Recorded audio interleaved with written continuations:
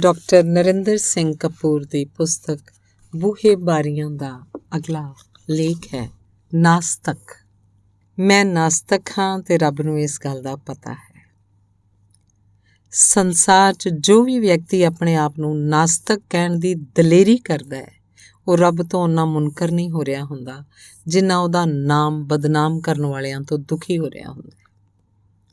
ਰੱਬ ਵੱਲੋਂ ਨਾਸਤਕਾਂ ਨੂੰ ਆਸਤਕ ਬਣਾਉਣ ਲਈ ਕਰਾਮਾਤਾਂ ਵਿਖਾਉਣ ਦੀ ਲੋੜ ਨਹੀਂ। ਉਹਦੇ ਸਿੱਧੇ ਤੇ ਸਾਧ ਮੁਰਾਦੇ ਕਰਾਮਾਤਾਂ ਵਰਗੇ ਕੰਮ ਹੀ ਉਹਦੀ ਹੋਂਦ ਜਤਲਾਉਣ ਲਈ ਕਾਫੀ ਹਨ। ਅਜੋਕੇ ਯੁੱਗ ਵਿੱਚ ਜਿਸ ਨਿਰਲੱਜਤਾ ਨਾਲ ਧਰਮ ਦੀ ਸ਼ਤਰੰਜ ਖੇਡੀ ਜਾ ਰਹੀ ਹੈ ਉਸ ਨਾਲ ਮਨੁੱਖ ਦਾ ਮਨੁੱਖ ਵਿੱਚੋਂ ਵਿਸ਼ਵਾਸ ਉੱਠਦਾ ਜਾ ਰਿਹਾ ਹੈ।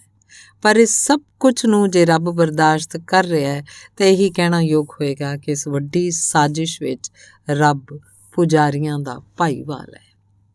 ਕਿਸੇ ਨੇ ਕਿਹਾ ਸੀ, ਜਿਉਂ-ਜਿਉਂ ਮੈਂ ਮਨੁੱਖ ਦੇ ਵਿਵਹਾਰ ਨੂੰ ਵੇਖਦਾ ਹਾਂ ਤਿਉਂ-ਤਿਉਂ ਮੇਰੇ ਮਨ 'ਚ ਆਪਣੇ ਕੁੱਤੇ ਪ੍ਰਤੀ ਸਤਿਕਾਰ ਵੱਧਦਾ ਜਾ ਰਿਹਾ ਹੈ। ਕਿਸੇ ਨੇ ਸੱਪ ਨੂੰ ਪੁੱਛਿਆ, ਤੂੰ ਕੱਟਣਾ ਕਿੱਥੋਂ ਸਿੱਖ ਲਿਆ? ਤੂੰ ਤਾਂ ਕਦੀ ਦਿੱਲੀ ਰਿਹਾ ਨਹੀਂ। ਸੋ ਨਾਸਤਕ ਹੋਣਾ ਰੱਬ ਦੀ ਬੇਦਖਲੀ ਦਾ ਐਲਾਨਨਾਮਾ ਨਹੀਂ, ਮਨੁੱਖ ਦੀਆਂ ਕਰਤੂਤਾਂ ਦੀ ਲੰਮੀ ਇਬਾਰਤ ਦਾ ਸੰਖੇਪ ਵਰਣਨ ਤੇ ਸਥਿਤੀ ਨੂੰ ਇਸ ਹੱਦ ਤੱਕ ਨਿਗਰਨ ਦੇਣ ਲਈ ਜ਼ਿੰਮੇਵਾਰ ਹੋਣ ਕਾਰਨ ਰੱਬ ਪ੍ਰਤੀ ਅਵਿਸ਼ਵਾਸ ਦਾ ਪ੍ਰਗਟਾਵਾ ਹੁੰਦਾ ਹੈ। ਕੇਵਲ ਚਾਹੁਣ ਨਾਲ ਜਾਂ ਕੇਵਲ ਕਹਿਣ ਨਾਲ ਕੋਈ ਨਾਸਤਕ ਨਹੀਂ ਬਣ ਜਾਂਦਾ। ਨਾਸਤਕ ਬਣਨ ਲਈ ਬੜੀ ਉੱਚੀ ਮਾਨਸਿਕ ਪੱਧਰ 'ਤੇ ਆਤਮ ਵਿਸ਼ਵਾਸ ਦੀ ਲੋੜ ਹੁੰਦੀ ਹੈ। ਅਜਿਹਾ ਆਤਮ ਵਿਸ਼ਵਾਸ ਵਿਰਲੇ ਵਿਅਕਤੀਆਂ 'ਚ ਹੀ ਹੁੰਦਾ ਹੈ। ਇਹੋ ਜਿਹਾ ਆਤਮ ਵਿਸ਼ਵਾਸ ਮਨਸੂਰ ਵਿੱਚ ਸੀ। ਨਾਸਤਿਕ ਹੋਣਾ ਉਹਨਾਂ ਰੱਬ ਪ੍ਰਤੀ ਅਵਿਸ਼ਵਾਸ ਦਾ ਪ੍ਰਗਟਾਵਾ ਨਹੀਂ ਹੁੰਦਾ ਜਿੰਨਾ ਆਪਣੇ ਪੈਰਾਂ 'ਤੇ ਖਲੋਣ ਤੇ ਸਿਰ ਉੱਚਾ ਕਰਕੇ ਸੋਚਣ ਦਾ ਐਲਾਨ ਹੁੰਦਾ ਹੈ। ਰੱਬ ਵਿੱਚ ਵਿਸ਼ਵਾਸ ਤਾਂ ਲਾਪਰਵਾਹੀ ਨਾਲ ਵੀ ਕੀਤਾ ਜਾ ਸਕਦਾ ਹੈ, ਪਰ ਉਸ ਤੋਂ ਮੁਨਕਰ ਹੋਣ ਲਈ ਅਤਿਅੰਤ ਡੂੰਘੀ ਤੇ ਵਿਸ਼ਾਲ ਜ਼ਿੰਮੇਵਾਰੀ ਦੀ ਭਾਵਨਾ ਦਾ ਪ੍ਰਗਟਾਵਾ ਕਰਨਾ ਪਏਗਾ। ਜੇ ਕੋਈ ਰੱਬ ਹੈ ਤਾਂ ਉਹ ਨਿਸ਼ਚੇ ਚਾਹੁੰਦਾ ਹੋਏਗਾ ਕਿ ਅਸੀਂ ਆਪਣੇ ਪੈਰਾਂ ਉੱਤੇ ਖਲੋਈਏ, ਪਰ ਧਰਮ ਸਾਨੂੰ ਸਿਰ ਪਰਨੇ ਖਲੋਣ ਲਈ ਮਜਬੂਰ ਕਰਦਾ ਹੈ। ਰੱਬ ਦੇ ਮੁਕਾਬਲੇ ਵਿਰੋਧੀ ਧਿਰ ਖੜੀ ਕਰਨੀ ਹਰ ਕਿਸੇ ਦੇ ਵੱਸ ਦੀ ਗੱਲ ਨਹੀਂ ਹੁੰਦੀ, ਕਿਉਂਕਿ ਧਰਮ ਨੇ ਮਨੁੱਖ ਨੂੰ ਇਸ ਹੱਦ ਤੱਕ ਡਰਾਇਆ ਧਮਕਾਇਆ ਹੋਇਆ ਹੈ ਕਿ ਉਹ ਲੰਮੇ ਸਫ਼ਰ ਉੱਤੇ ਇਕੱਲਿਆਂ ਟੁਰ ਪੈਣ ਦੀ ਦਲੇਰੀ ਗੁਆ ਬੈਠਾ ਹੈ। ਬਿਮਾਰੀ, ਦੁੱਖ, ਵਿਛੋੜਾ, ਸੰਤਾਪ, ਸੰਕਟ, ਮੌਤ ਆਦਿ ਜ਼ਿੰਦਗੀ ਦੇ ਸਧਾਰਨ ਵਰਤਾਰੇ ਹਨ, ਪਰ ਧਰਮ ਨੇ ਇਹਨਾਂ ਨੂੰ ਇੰਨਾ ਵਧਾ ਚੜ੍ਹਾ ਕੇ ਪੇਸ਼ ਕੀਤਾ ਹੈ ਕਿ ਮਨੁੱਖ ਇੱਕ ਅੰਧ ਵਿਸ਼ਵਾਸ ਤੋਂ ਮੁਕਤ ਹੁੰਦਾ ਹੈ, ਦੂਜੇ ਵਿੱਚ ਘਿਰ ਜਾਂਦਾ ਹੈ ਤੇ ਘਿਰਿਆ ਹੋਇਆ ਮਨੁੱਖ ਧਰਮ ਵੱਲ ਦੌੜਦਾ ਹੈ। ਜਦੋਂ ਮਨੁੱਖ ਨੇ ਆਪਣੇ ਫੈਸਲੇ ਆਪ ਕਰਨੇ ਸਿੱਖ ਲਏ ਤਾਂ ਉਦੋਂ ਹੀ ਸਹੀ ਅਰਥਾਂ 'ਚ ਸੱਚਾ ਇਨਸਾਨ ਅਖਵਾਏਗਾ। ਧਰਮ ਦੇ ਪ੍ਰਭਾਵ ਅਧੀਨ ਮਨੁੱਖ ਹਰ ਇੱਕ ਨਿਰਣਾ ਰੱਬ ਉੱਤੇ ਛੱਡਦਾ ਆਇਆ ਹੈ, ਪਰ ਅਜੋਕੇ ਯੁੱਗ ਵਿੱਚ ਰੱਬ ਇੱਕ ਯੋਗ ਪ੍ਰਬੰਧਕ ਸਾਬਤ ਨਹੀਂ ਹੋ ਰਿਹਾ। ਇਸੇ ਲਈ ਹੌਲੀ-ਹੌਲੀ ਮਨੁੱਖ ਉਸ ਤੋਂ ਅਸਤੀਫੇ ਦੀ ਮੰਗ ਕਰਨ ਲੱਗ ਪਿਆ ਹੈ।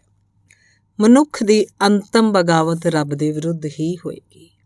ਵਿਗਿਆਨ ਨੇ ਰੱਬ ਦੀ ਬਾਦਸ਼ਾਹੀ ਨੂੰ ਵੰਗਾਰਿਆ ਹੈ।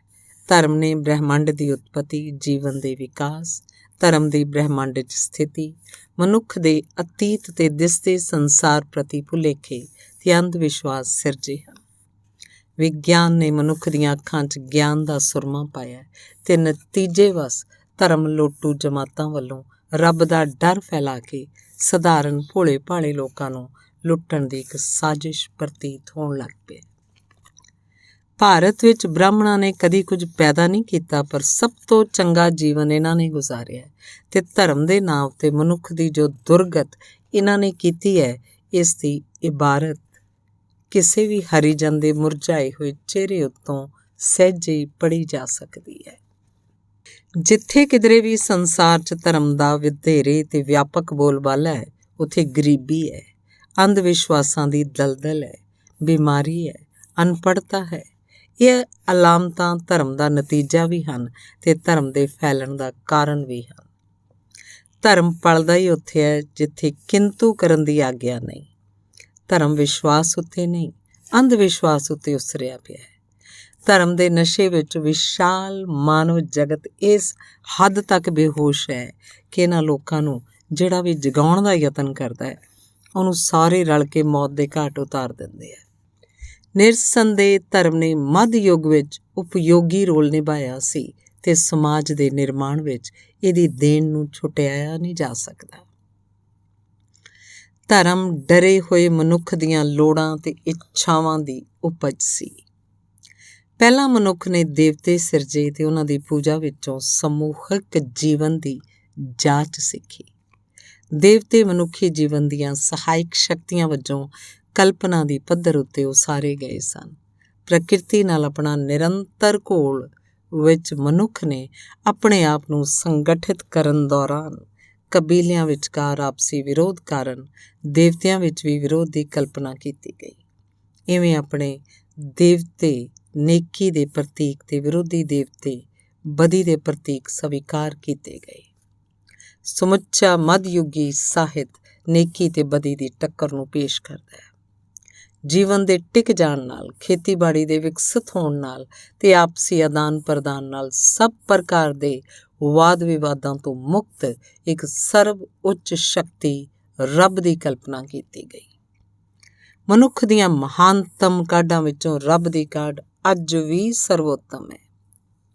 ਹਰ ਜਾਤੀ ਜਾਂ ਫਿਰਕੇ ਨੇ ਰੱਬ ਨੂੰ ਕੇਂਦਰ ਵਿੱਚ ਰੱਖ ਕੇ ਆਪਣੇ ਜੀਵਨ ਨੂੰ ਵਿਉਂਤਿਆ ਹੈ। ਇਵੇਂ ਰੱਬ ਕੇਂਦਰਤ ਧਰਮਾਂ ਦਾ ਨਿਰਮਾਣ ਹੋਇਆ ਹੈ। ਧਰਮ ਨੇ ਮਨੁੱਖ ਦੇ ਮਨ ਵਿੱਚ ਉੱਠਣ ਵਾਲੇ ਹਰ ਇੱਕ ਸੰਸ਼ੇ ਦਾ ਆਪਣੇ ਹੀ ਤਰਕ ਨਾਲ ਉੱਤਰ ਦਿੱਤਾ ਹੈ। ਇਵੇਂ ਹਰ ਧਰਮ ਇੱਕ ਸਵੈ ਸੰਪੰਨ ਵਿਸ਼ਾਲ ਸੰਭਾਵਨਾਵਾਂ ਵਾਲਾ ਵਰਤਾਰਾ ਬਣਿਆ ਹੈ। ਧਰਮ ਮਨੁੱਖ ਨੂੰ ਡਰਾ ਕੇ ਉਹਨੂੰ ਮਾੜੇ ਕੰਮ ਕਰਨ ਤੋਂ ਰੋਕਦਾ ਹੈ ਤੇ ਉਹਨੂੰ ਇਸ ਜੀਵਨ ਦੀਆਂ ਮਾਯੂਸੀਆਂ, ਮਜਬੂਰੀਆਂ, ਲਾਚਾਰੀਆਂ, ਬੇਵਸੀਆਂ ਆਦਿ ਨੂੰ ਬਿਨਾਂ ਕਿਸੇ ਇਤਰਾਜ਼ ਦੇ ਬਰਦਾਸ਼ਤ ਕਰਨ ਦੀ ਨਸੀਹਤ ਦੇ ਕੇ ਅਗਲੇ ਜਨਮ ਦੇ ਚੰਗਾ ਹੋਣ ਦੀ ਆਸ ਬਣਾਉਂਦਾ ਹੈ। ਹਰ ਧਰਮ 'ਚ ਸਮੇਂ ਦੇ ਬੀਤਣ ਨਾਲ ਇੱਕ ਪੁਜਾਰੀ ਵਰਗ ਹੋਂਦ ਵਿੱਚ ਆਇਆ ਹੈ ਤੇ ਇਸ ਪੁਜਾਰੀ ਵਰਗ ਨੇ ਆਪਣੇ ਸਵਾਰਥ ਅਨੁਸਾਰ ਧਾਰਮਿਕ ਗ੍ਰੰਥਾਂ ਦੇ ਅਰਥ ਸਥਾਪਿਤ ਕੀਤੇ ਹਨ। ਇਵੇਂ ਧਰਮ ਮਨੁੱਖ ਦੀ ਕਲਿਆਣਕਾਰੀ ਸ਼ਕਤੀ ਵਜੋਂ ਹੋਂਦ ਵਿੱਚ ਆਇਆ ਸੀ, ਪਰ ਪੁਜਾਰੀਆਂ ਨੇ ਹਾਕਮ ਵਰਗ ਨਾਲ ਰਲ ਕੇ ਧਰਮ ਨੂੰ ਮਨੁੱਖ ਵਿਰੁੱਧ ਇੱਕ ਸੂਖਮ ਹਥਿਆਰ ਵਜੋਂ ਵਰਤਿਆ ਹੈ। ਛਾਪੇਖਾਨੇ ਨੇ ਪੁਜਾਰੀਆਂ ਦੀ ਧਾਰਮਿਕ ਗ੍ਰੰਥਾਂ ਉੱਤੇ ਇਜਾਰੇਦਾਰੀ ਨੂੰ ਖਤਮ ਕਰਕੇ ਧਾਰਮਿਕ ਗ੍ਰੰਥਾਂ ਨੂੰ ਹਰ ਇੱਕ ਵਿਅਕਤੀ ਦੀ ਪਹੁੰਚ ਵਿੱਚ ਲੈ ਆਉਂਦਾ ਹੈ। ਇਵੇਂ ਪੁਜਾਰੀਆਂ ਦਾ ਡਰ ਜਾਂਦਾ ਰਿਹਾ ਤੇ ਉਹਨਾਂ ਦੀ ਵਿਦਵਤਾ ਦਾ ਭਰਮ ਵੀ ਟੁੱਟਦਾ ਗਿਆ ਹੈ। ਧਰਮ ਨੇ ਮਨੁੱਖ ਨੂੰ ਉਸਦੇ ਅਚੇਤ ਮਨ ਤੱਕ ਪ੍ਰਭਾਵਿਤ ਕੀਤਾ ਹੋਇਆ ਹੈ। ਇਸੇ ਕਰਕੇ ਕਿਹਾ ਜਾਣ ਲੱਗ ਪਿਆ ਹੈ ਕਿ ਮਨੁੱਖ ਦਾ ਧੁਰ ਅੰਦਰਲਾ ਅੰਧ ਵਿਸ਼ਵਾਸੀ ਹੈ। ਧਰਮ ਨੇ ਧਾਰਮਿਕ ਅੰਧ ਵਿਸ਼ਵਾਸਾਂ ਵਿਰੁੱਧ ਉਠਾਏ ਗਏ ਹਰ ਇੱਕ ਤਰਕ ਦਾ ਵਿਰੋਧ ਕੀਤਾ ਹੈ। ਇਵੇਂ ਧਰਮ ਮਨੁੱਖ ਦੀ ਸਹਿਯੋਗੀ ਤੇ ਉਪਯੋਗੀ ਸ਼ਕਤੀ ਦੀ ਥਾਂ ਉਹਦੀ ਵਿਰੋਧੀ ਸ਼ਕਤੀ ਬਣ ਗਿਆ ਹੈ। ਧਰਮ ਸਮੇਤ ਹਰ ਇੱਕ ਸੰਸਥਾ ਆਪਣੀਆਂ ਸੰਭਾਵਨਾਵਾਂ ਹੰਢਾਉਣ ਉਪਰੰਤ ਮਨੁੱਖ ਦੇ ਅਗਲੇਰੇ ਵਿਕਾਸ ਦੇ ਰਾਹ 'ਚ ਰੋੜਾ ਬਣ ਜਾਂਦੀ ਹੈ। ਅਜੋਕੇ ਯੁੱਗ ਵਿੱਚ ਧਰਮ ਅਜਿਹਾ ਹੀ ਰੋੜਾ ਬਣਿਆ ਹੋਇਆ ਹੈ। ਭਾਰਤ ਸੰਤਾਂ, ਸਾਧਾਂ, ਗੁਰੂਆਂ, ਪੀਰਾਂ, ਰਿਸ਼ੀਆਂ, ਮੁਨੀਆਂ ਦਾ ਦੇਸ਼ ਹੈ ਤੇ ਧਰਮ ਨੂੰ ਜਿਸ ਪੱਧਰ ਤੱਕ ਸਾਡੇ ਦੇਸ਼ 'ਚ ਮੰਨਿਆ ਜਾਂਦਾ ਹੈ ਉਹਨਾਂ ਸੰਸਾਰ ਦੇ ਕਿਸੇ ਵੀ ਦੇਸ਼ 'ਚ ਨਹੀਂ ਮੰਨਿਆ ਜਾਂਦਾ। ਪਰ ਸਾਰੇ ਦੇਵਤੇ ਰਲ ਕੇ ਵੀ ਸਾਡੀਆਂ ਪਦਾਰਥਕ ਲੋੜਾਂ ਪੂਰੀਆਂ ਨਹੀਂ ਕਰ ਰਹੇ। ਸਾਡੇ ਦੇਸ਼ ਵਿੱਚ ਕਾਰਖਾਨਿਆਂ 'ਚ ਉਨੇ ਘੰਟੇ ਕੰਮ ਨਹੀਂ ਹੁੰਦਾ ਜਿੰਨੇ ਘੰਟੇ ਧਾਰਮਿਕ ਸਥਾਨਾਂ 'ਚ ਪੂਜਾ ਹੁੰਦੀ ਹੈ। ਭਾਰਤ ਦੇ ਲੋਕ ਧਰਮ ਤੋਂ ਸਿਵਾਏ ਜੀਵਨ ਦੇ ਹਰ ਪੱਖ ਪ੍ਰਤੀ ਲਾਪਰਵਾਹ ਹਨ।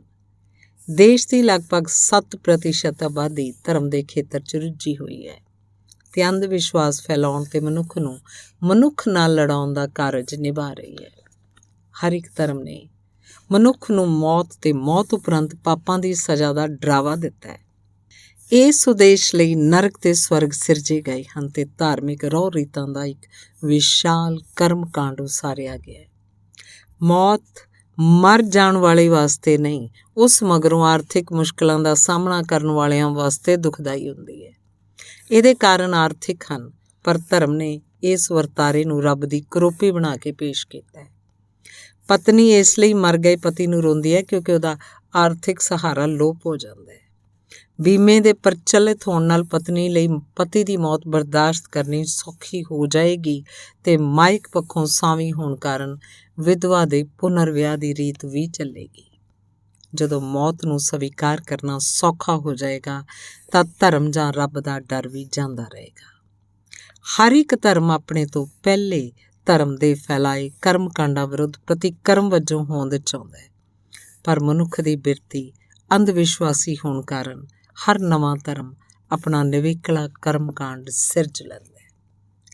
ਧਰਮ ਦਾ ਜਨਮ ਸਥਾਪਤ ਕਰਮ ਕਾਂਡ ਦੇ ਵਿਰੋਧ ਵਿੱਚੋਂ ਹੋ ਕੇ ਅਗਲੇਰੇ ਧਰਮ ਦੇ ਵਿਰੋਧ ਦਾ ਨਿਸ਼ਾਨਾ ਬਣਦਾ ਹੈ। ਸਿਧਾਂਤ ਦੀ ਪੱਧਰ ਉੱਤੇ ਸਾਰੇ ਧਰਮ ਆਦਰਸ਼ਵਾਦੀ ਹੋਣ ਕਾਰਨ ਇੱਕ ਹੀ ਗੱਲ ਕਹਿੰਦੇ ਹਨ, ਪਰ ਕਰਮ ਕਾਂਡ ਦੀ ਪੱਧਰ ਉੱਤੇ ਉਹ ਵੱਖਰੇ ਹਨ। ਸੋ ਕਿਸੇ ਧਰਮ ਦਾ ਆਦਰਸ਼ ਵੀ ਕਰਮ ਕਾਂਡ ਬਣ ਕੇ ਰਹਿ ਜਾਂਦਾ ਹੈ।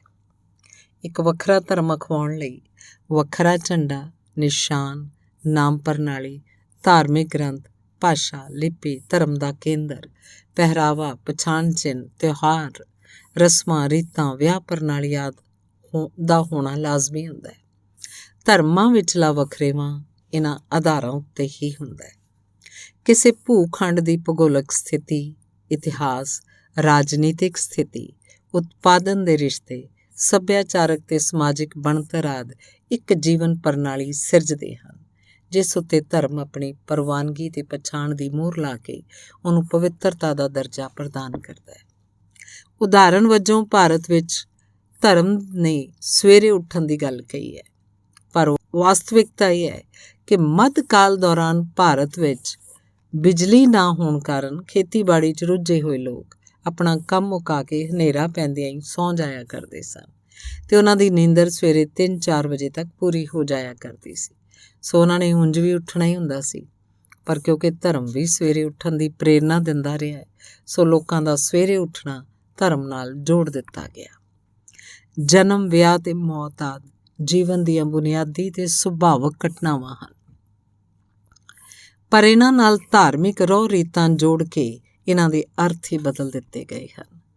ਧਰਮ ਨੇ ਮਨੁੱਖ ਦੀ ਹਰ ਕਿਰਿਆ ਨੂੰ ਪ੍ਰਭਾਵਿਤ ਕੀਤਾ ਹੈ, ਇਸ ਉੱਤੇ ਆਪਣੀ ਛਾਪ ਲਾਈ ਹੈ। ਸੰਗੀਤ, ਨ੍ਰਿਤ, ਗੀਤ, ਚਿੱਤਰਕਾਰੀ ਤੇ ਮੂਰਤੀ ਕਲਾ ਆਦਿ ਨੂੰ ਵੀ ਧਰਮ ਦੇ ਅਧੀਨ ਕਰਕੇ ਇਹਨਾਂ ਰਾਹੀਂ ਵੀ ਧਰਮ ਦਾ ਪ੍ਰਭਾਵ ਫੈਲਾਇਆ ਗਿਆ। ਪ੍ਰਕਿਰਤੀ ਵਿੱਚ ਦਰਿਆ ਜਾਂ ਪਹਾੜ ਵਾਂਗ ਜੋ ਕੁਝ ਵੀ ਪ੍ਰਭਾਵਸ਼ਾਲੀ ਹੈ ਉਹਨੂੰ ਵੀ ਧਰਮ ਨਾਲ ਜੋੜ ਦਿੱਤਾ ਗਿਆ।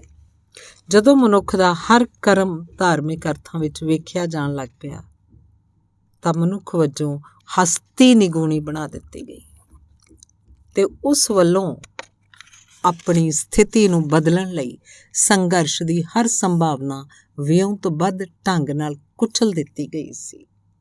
ਭਾਰਤ ਵਿੱਚ ਹਿੰਸਾ ਦਾ ਸੰਕਲਪ ਇਸੇ ਦ੍ਰਿਸ਼ਟੀ ਤੋਂ ਵੇਖਿਆ ਜਾਣਾ ਚਾਹੀਦਾ ਹੈ। ਅਹਿੰਸਾ ਦੇ ਸੰਕਲਪ ਕਾਰਨ ਹਜ਼ਾਰਾਂ ਸਾਲਾਂ ਤੋਂ ਵਿਦੇਸ਼ੀ ਹਮਲਾਵਰ ਸਾਡੀ ਪਿੱਠ 'ਤੇ ਸਵਾਰ ਹੁੰਦੇ ਆ ਰਹੇ ਹਨ। ਧਰਮ ਕੋਈ ਹੋਵੇ, ਉਹਨੂੰ ਫੈਲਾਉਣ ਵਿੱਚ ਪੁਰਸ਼ਾਂ ਦੇ ਮੁਕਾਬਲੇ ਇਸਤਰੀਆਂ ਦਾ ਯੋਗਦਾਨ ਵਧੇਰੇ ਹੁੰਦਾ ਹੈ। ਭਾਰਤ ਵਿੱਚ ਰੱਬ ਪੁਰਸ਼ਾਂ ਲਈ ਹੀ ਹੈ, ਇਸਤਰੀਆਂ ਲਈ ਉਹਨਾਂ ਦਾ ਪਤੀ ਹੀ ਰੱਬ ਜਾਂ ਪਰਮੇਸ਼ਰ ਦੱਸਿਆ ਗਿਆ। ਸਾਰੇ ਧਰਮ ਪੁਰਸ਼ਾਂ ਨੂੰ ਇਸਤਰੀਆਂ ਵਾਲੇ ਧਾਰਨ ਕਰਨ ਦੀ ਪ੍ਰੇਰਨਾ ਦਿੰਦੇ ਹਨ। ਇਸੇ ਕਰਕੇ ਰੱਬ ਨੂੰ ਪੁਰਸ਼ ਰੂਪ 'ਚ ਚਿਤਰਿਆ ਗਿਆ ਅਤੇ ਉਹਦੀ ਆਰਾਧਨਾ ਕਰਨ ਵਾਲੇ ਪੁਰਸ਼ਾਂ ਅਤੇ ਭਗਤਾਂ ਨੇ ਉਸ ਪ੍ਰਤੀ ਆਪਣੇ ਭਾਵਾਂ ਨੂੰ ਪ੍ਰਗਟਾਉਣ ਲਈ ਪ੍ਰੇਮਿਕਾ ਜਾਂ ਪਤਨੀ ਵਾਲਾ ਮੁਹਾਵਰਾ ਵਰਤਿਆ। ਧਰਮ ਕਵਿਤਾ ਰਾਹੀਂ ਪਲਦਾ ਹੈ, ਇਸ ਕਰਕੇ ਲਗਭਗ ਸਾਰਾ ਧਾਰਮਿਕ ਸਾਹਿਤ ਕਵਿਤਾ ਵਿੱਚ ਜਾਂ ਕਾਵਮਈ ਵਾਰਤਕ ਵਿੱਚ ਹੈ। ਕਵਿਤਾ ਮਨੁੱਖ ਨੂੰ ਯਥਾਰਥ ਜਾਂ ਵਾਸਤਵਿਕਤਾ ਤੋਂ ਪਰੇ ਲੈ ਜਾਂਦੀ ਹੈ। ਇਹੋ ਹੀ ਧਰਮ ਦਾ ਉਦੇਸ਼ ਹੁੰਦਾ ਹੈ। ਇਸਤਰੀਆਂ ਪੁਰਸ਼ਾਂ ਦੇ ਮੁਕਾਬਲੇ ਕਵਿਤਾ ਤੋਂ ਵਧੇਰੇ ਪ੍ਰਭਾਵਿਤ ਹੁੰਦੀਆਂ ਹਨ ਅਤੇ ਕਰਮ ਕਾਂਡ ਤੇ ਰਹੁ ਰੀਤਾਂ ਵੱਲ ਵਧੇਰੇ ਰੁਚਿਤ ਹੁੰਦੀਆਂ ਹਨ। ਇਸੇ ਕਰਕੇ ਉਹ ਵਧੇਰੇ ਧਾਰਮਿਕ ਜਾਂ ਅੰਧ ਵਿਸ਼ਵਾਸੀ ਹੁੰਦੀਆਂ ਹਨ। ਧਰਮ ਮਨੁੱਖ ਨੂੰ ਇਸਤਰੀ ਵਾਲੀ ਭਾਵੁਕ ਬਿਰਤੀ ਪ੍ਰਦਾਨ ਕਰਦਾ ਹੈ। ਲੰਮੇ ਅਰਸੇ ਤੱਕ ਧਰਮ ਇਹ ਪ੍ਰਚਾਰਦਾ ਰਿਹਾ ਕਿ ਰੱਬ ਦੇ ਡਰ ਜਾਂ ਭੈ ਜਾਂ ਦੰਡ ਬਿਨਾਂ ਮਨੁੱਖ ਦਰਿੰਦਾ ਬਣ ਜਾਏਗਾ। ਧਰਮ ਮਨੁੱਖ ਨੂੰ ਆਪਣੀ ਦੁਖਦਾਈ ਸਥਿਤੀ ਕਰਮਾਂ ਦਾ ਫਲ ਸਮਝ ਕੇ ਸਵੀਕਾਰਨ ਅਰਥਾਤ ਸੰਘਰਸ਼ ਨਾ ਕਰਨ ਲਈ ਪ੍ਰੇਰਦਾ ਹੈ। ਅਜੋਕੇ ਮਨੁੱਖ ਨੇ ਅਨੁਭਵ ਕਰ ਲਿਆ ਕਿ ਰੱਬ ਤੇ ਧਰਮ ਲੋਟੂਆਂ ਦੀ ਧਿਰ ਬਣ ਗਏ ਹਨ, ਸੋ ਉਹਨਾਂ ਵਿਰੁੱਧ ਸਿਰੜ ਤੇ ਸਿਦਕ ਨਾਲ ਸੰਗਰਾਮ ਕਰਨਾ ਪਏਗਾ। ਨਿਰਸੰਦੇਹ ਕੋਈ ਵੀ ਸੰਘਰਸ਼ ਇਸਤਰੀਆਂ ਦੇ ਸਹਿਯੋਗ ਬਿਨਾਂ ਸਫਲ ਨਹੀਂ ਹੋ ਸਕਦਾ। ਸੋ ਇਸਤਰੀਆਂ ਨੂੰ ਇਸ ਪੱਖ ਤੋਂ ਨਿਰੰਤਰ ਯਤਨਾਂ ਨਾਲ ਸੁਚੇਤ ਕਰਨਾ ਪਏਗਾ। ਧਰਮ ਨੇ ਪੁਰਸ਼ ਦੀ ਦੁਰਗਤ ਤਾਂ ਕੀਤੀ ਹੈ, ਇਸਤਰੀ ਜਾਤੀ ਦਾ ਅਪਮਾਨ ਵੀ ਕੀਤਾ ਹੈ। ਭਾਵੇਂ ਕਿਸੇ ਧਰਮ ਨੇ ਇਸਤਰੀ ਦੇ ਪੱਖ ਵਿੱਚ ਕੁਝ ਗੱਲਾਂ ਕਹੀਆਂ ਹੋਣ, ਪਰ ਸਮੁੱਚੇ ਤੌਰ 'ਤੇ ਧਰਮ ਦੇ ਖੇਤਰ 'ਚ ਇਸਤਰੀ ਦੀ ਸਥਿਤੀ ਕੇਵਲ ਸ਼ਰਧਾਲੂ ਤੇ ਦਾਸੀ ਵਾਲੀ ਹੈ, ਅਧਿਕਾਰੀ ਵਾਲੀ ਨਹੀਂ। ਧਰਮ ਦੇ ਖੇਤਰ 'ਚ ਇਸਤਰੀ ਨੂੰ ਦੇਵੀ ਤਾਂ ਬਣਾਇਆ ਗਿਆ, ਪਰ ਸਮਾਜਿਕ ਖੇਤਰ 'ਚ ਉਹਦਾ ਸਦੀਆਂ ਤੋਂ ਅਪਮਾਨ ਹੋ ਰਿਹਾ ਹੈ। ਰੱਬ ਦੇ ਡਰ ਤੋਂ ਮੁਕਤ ਹੋਣਾ ਮਨੁੱਖ ਦੀ ਪ੍ਰਸੰਨਤਾ ਦੀ ਪਹਿਲੀ ਸ਼ਰਤ ਹੈ। ਮਨੁੱਖ ਦੀ ਅੰਤਿਮ ਆਜ਼ਾਦੀ ਧਰਮ ਤੋਂ ਆਜ਼ਾਦੀ ਹੀ ਹੋਏਗੀ। ਰੱਬ ਕੁਝ ਲੜਾਈਆਂ ਭਾਵੇਂ ਜਿੱਤ ਜਾਏ, ਪਰ ਜੰਗ ਅੰਤ ਨੂੰ ਮਨੁੱਖ ਹੀ ਜਿੱਤੇਗਾ। ਧੰਨਵਾਦ।